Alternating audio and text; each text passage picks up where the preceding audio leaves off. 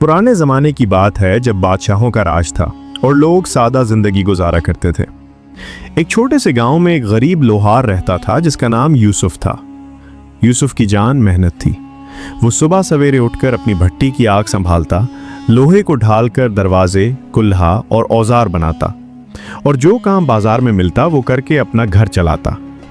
उसका घर मामूली सा था, मिट्टी की दीवारें और छत थोड़ी झिल्ली हुई, मगर उसके दिल में मोहब्बत और ईमान का चिराग रोशन था।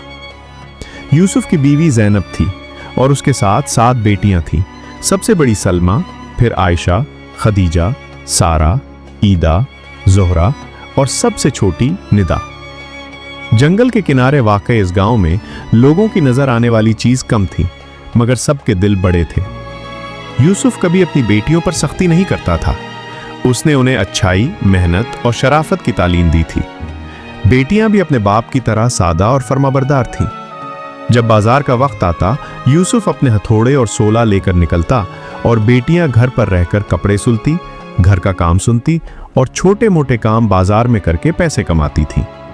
रिस्क कम था मगर दिल खुश थे।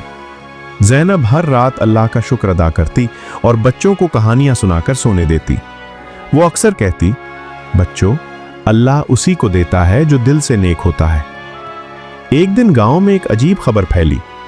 महल से एक पैगाम आया कि बादशाह खुद दूर दराज इलाकों में इस्लाह के काम कर रहा है और इसी सफर में वो एक नेक और सादा इंसान की तलाश में है जिसे उन्होंने इज्जत बख्शी करनी है। बादशाह ने ऐलान किया कि जिसने भी सच्चाई, ईमानदारी और लोगों की खिदमत के उमूर में खास कारनामा दिखाया हो, उसे महल बुलाया जाएगा और इनाम दिया जाएगा। ये खबर गांव भर में चक्कर लगा गई। कुछ लोग खुश हुए, कुछ हसद में पड़ गए और कुछ ने अपनी अपनी चालें सोचनी शुरू कर दी। यूसुफ ने इस खबर को सुनकर दिल में कुछ न सोचा। वो तो बस रोजमर्रा के काम में मसरूफ रहा। ज़ैनब ने घर 3 में सादगी से कहा, अल्लाह जो चाहे बेहतर जानता है, हमें अपनी राह पर कायम रहना चाहिए। चंद दिन के अंदर गांव में एक ताजिर आया जिसके पास रोशनीदार कपड़े और सोने की जंजीर थी। उस ताजिर ने यूसुफ के दरवाजे पर आकर पूछा कि क्या आपके पास कोई कीमती चीज है? यूसुफ ने हंसते हुए कहा, मेरे पास मेरी मेहनत और सच्चाई है।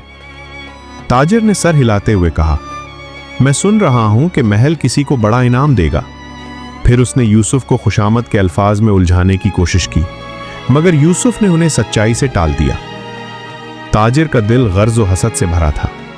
उसने सोचा कि अगर यही खानदान अमीर बने तो उसके लिए नुकसान होगा।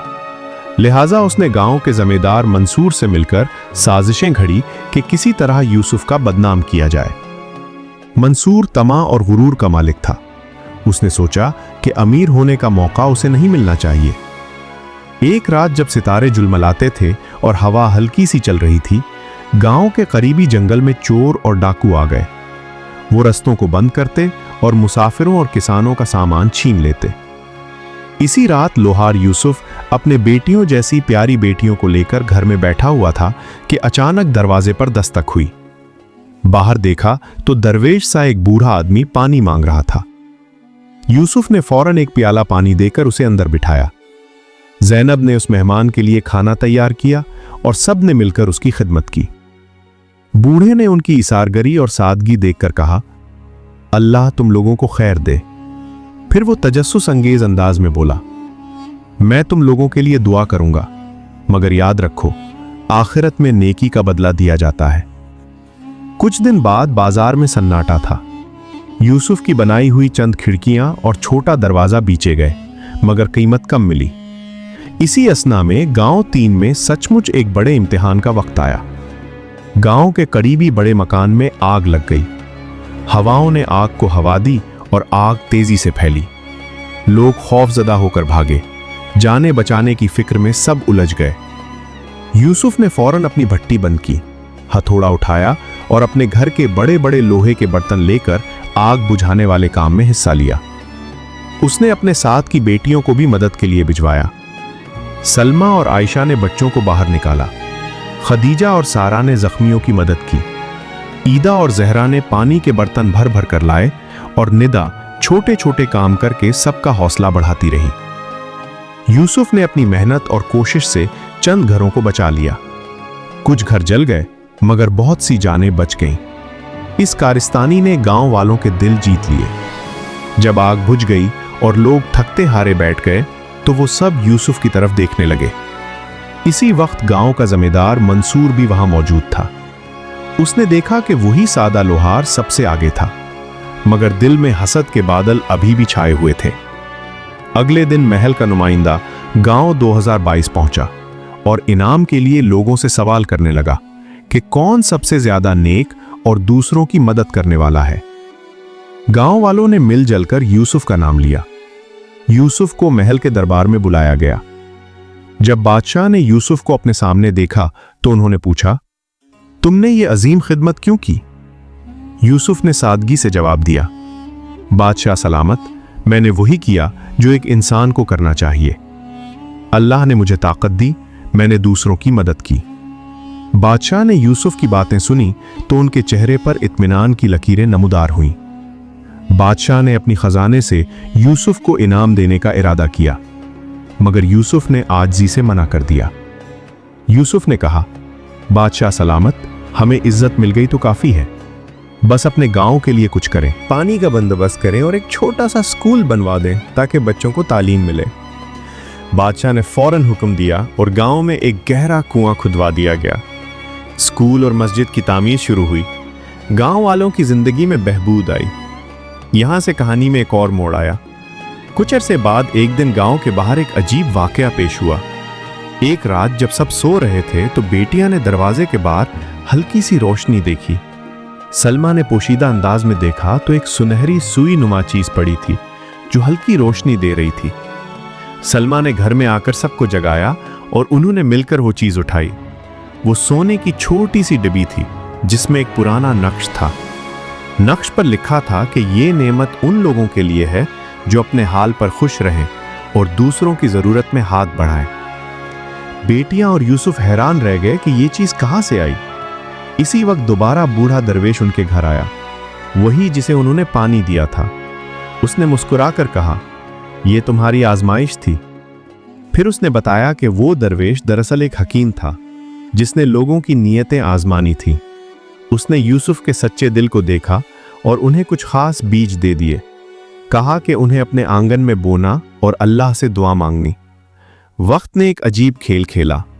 बीज बोए गए और एक रात में वो शजरनुमा फूलों के ढेर में बदल गए जिनमें सोने के छोटे छोटे दाने थे। यूसुफ ने वो दाने गांव वालों में बांट दिए। न खुद लालच किया, न किसी ने देखा कि वो अमीर बने।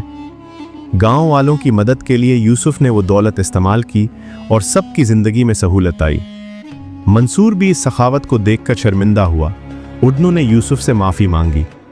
यूसुफ ने बड़े दिल से उसको माफ़ किया और कहा, अल्लाह सबका फैसला देखता है, हमें एक दूसरे को माफ़ करना चाहिए। वक्त गुजरता गया और यूसुफ की सादा ज़िंदगी में मज़ीद खुशियाँ आईं। उनकी बेटियाँ बड़ी हुईं। एक एक करके उन्होंने शराफत और ईमान के साथ घर संभाले। सलमा ने एक ईमानदार आलिम की बेटी से शादी की। आयशा ने गांव के मदरसे में पढ़ाना शुरू किया। एक दिन गांव के बच्चों ने सवाल किया कि चाचा यूसुफ, आपने इतनी बड़ी दौलत क्यों लोगों में बांट दी? आपको क्या नहीं चाहिए था?